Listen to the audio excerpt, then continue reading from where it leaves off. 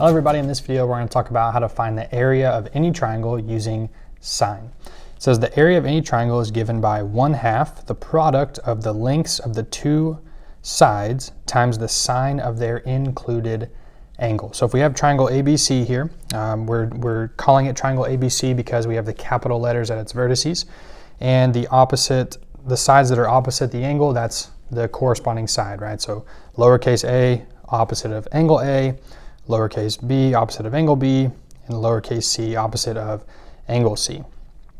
All right, so over here on the left, we'll put it in a box. We have three separate equations here that could give us the area of this triangle, just depending on what information is given to us in the problem.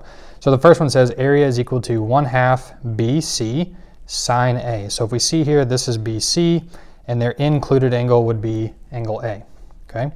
Then we have 1/2 AC sine B, so there's their included angle.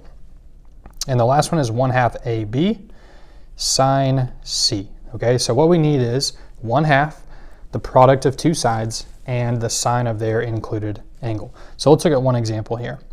So we want to find the angle, or find the area of the triangle to the nearest tenth. So we are given side A, we are given side C, and we are given the angle of B.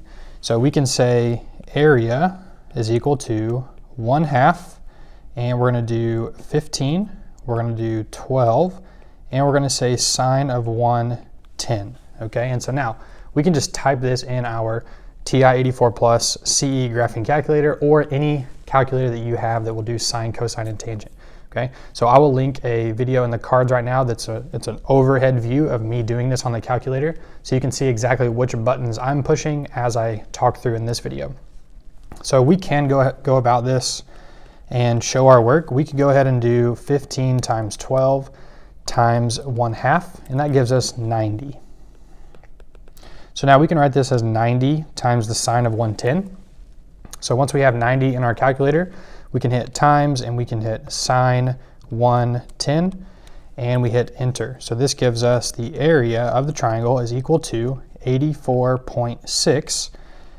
And we'll just leave it as 84.6, and we'll call it square units, okay? And that is how you use sine to find the area of any triangle.